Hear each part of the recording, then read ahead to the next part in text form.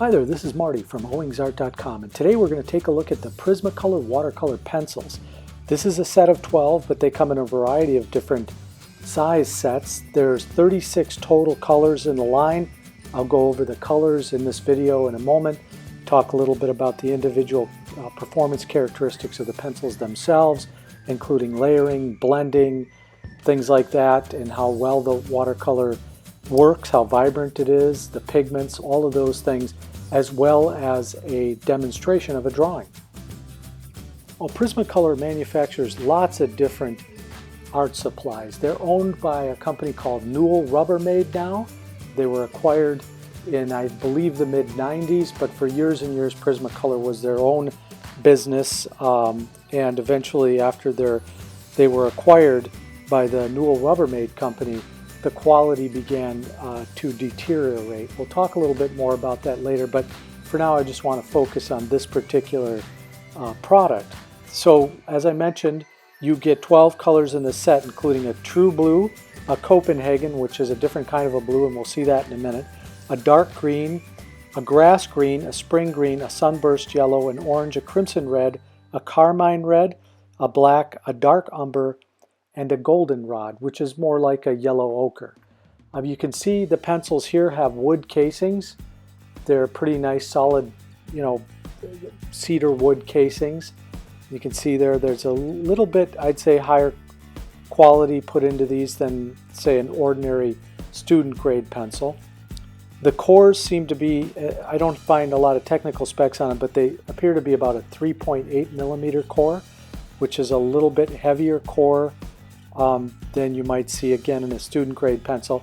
Now, Prismacolor markets these as professional quality artist grade watercolor pencils, so I really wanted to put these to the test. One, because I like to test out watercolor pencils, especially those that claim to be really professional grade, and then two, because I want to be sure to give Prismacolor and Newell Rubbermaid opportunities from time to time to test out their products to see if the quality has improved or gotten better over time. Now, just a close inspection of these pencils as I lay down the color here, and the cores seem to be pretty straight in the pencils, although in one particular pencil, the crimson red, there's quite a gouge in the bottom part of the pencil. It's the flat part. It doesn't affect the use at all, but you could see that probably wouldn't have passed quality control in, say, Faber-Castell or a Caran d'Ache. But that aside, I mean, the real test for most artists are how well does the color lay down, how vibrant are the pigments in these, how well do they convert from pencil line to watercolor, things like that, things of that nature, which are more important to most end users, I think, when you're talking about art supplies and especially watercolor pencils. So as I lay down the color here, you can see it goes down pretty nicely. I'm using a 300-pound watercolor paper here. It's called Fluid. It's an American-made watercolor paper, and it's pretty nice for doing these tests, and it has a little bit of a texture to it, so you can gauge the pencil smoothness and how well it lands in the paper in terms of, what's the word I'm looking for? Whether the paper catches the color, the texture picks up the color very well. And that has almost as much to say about how the pencils are made as it does the paper, but I like to use good paper when I'm testing watercolor pencils or just about any other art material that requires or goes on paper. I mentioned before these come in 12, a 24, and a 36 color set, so you can buy the complete color line, all of the colors that are made. Unlike some of the other companies that make like 120 different colors, this line really stops at 36 for Prismacolor. I should just quickly mention too, these are PMA certified. That's the Pencil Makers Association.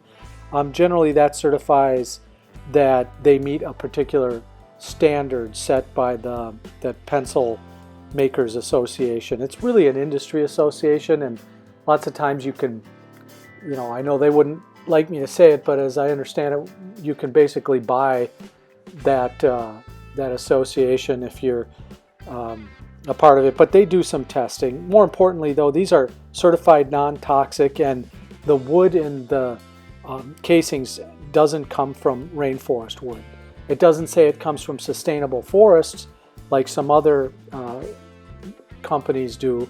They tout that fact as their as a highlight to selling their pencils, because it makes them they're good stewards. They're trying to do a good thing in the planet, and I think people who are environmentally conscious are more apt to buy products that come from sustainable forests. That means every tree you harvest, you plant two, things like that.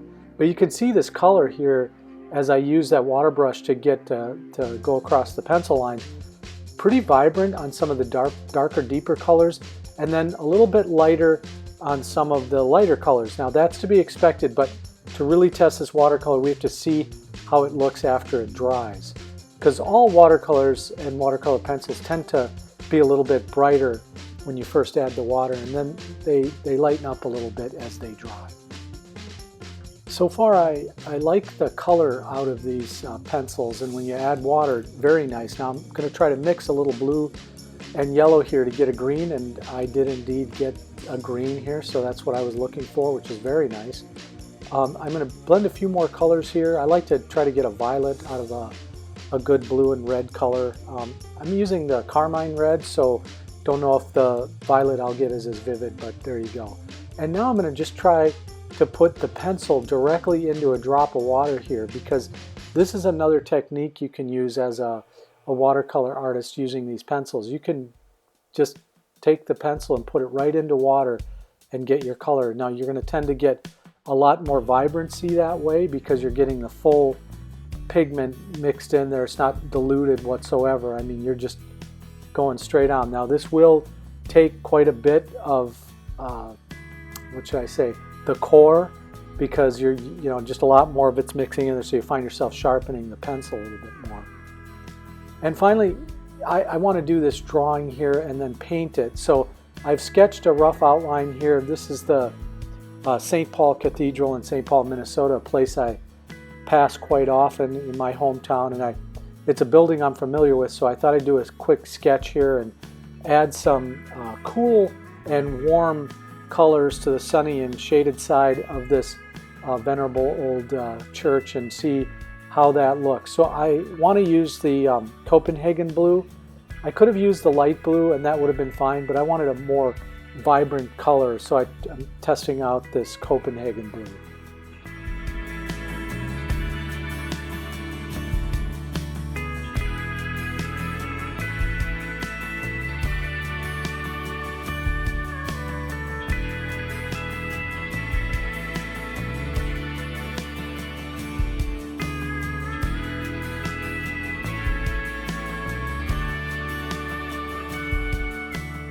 Now, the tendency might be when you're doing a drawing like this to go heavier with the pencil at first so that you get a darker color. If you resist that temptation, it's probably a good idea.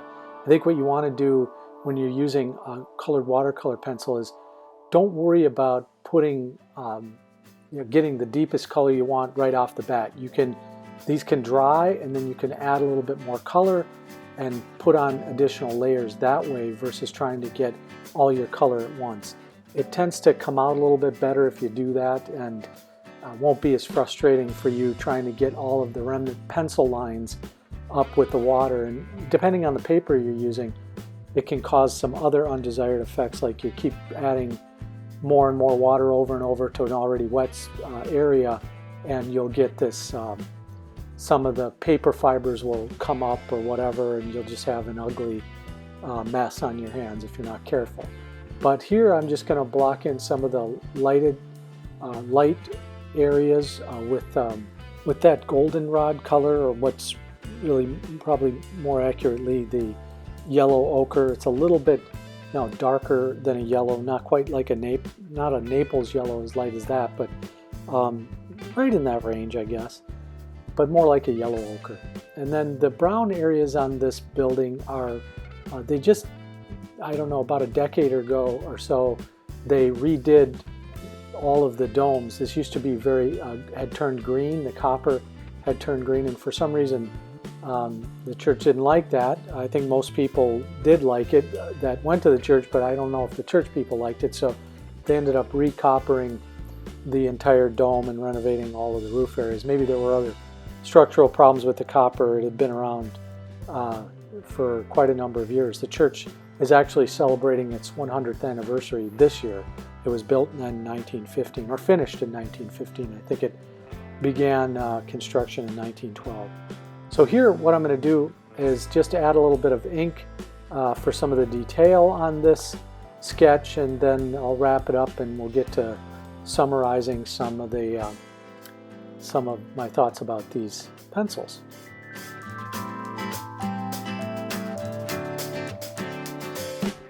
Well, okay, the Prismacolor watercolor pencils. They are marketed as professional quality. You can use them wet or dry. I did test light fastness with these pencils, and the light fastness actually is pretty good. I was a bit surprised because some of the watercolor pencils I've been testing lately, light fastness just wasn't there, but these did a nice job. They held up pretty well in direct sunlight for more than a day. I saw very little degradation in color. Overall, I think they're a good pencil set, and even though I can't rank these as high as a Faber-Castell Albrecht Dürer or a Caran d'Ache Museum or Supracolor pencil, I think they are really pretty solid, right in there with a mid-range or a lower-end artist grade pencil, and a good reliable pencil set you can probably add to your watercolor set kit without any real issues. Well, don't forget to leave a comment or a question if you have one, or you have any experiences with these Prismacolor watercolor pencils. I'd love to hear from you. And don't forget to subscribe and share the video. Well, this has been Marty for owingsart.com with a look at the Prismacolor watercolor pencils. Have a great day, everybody. So long for now.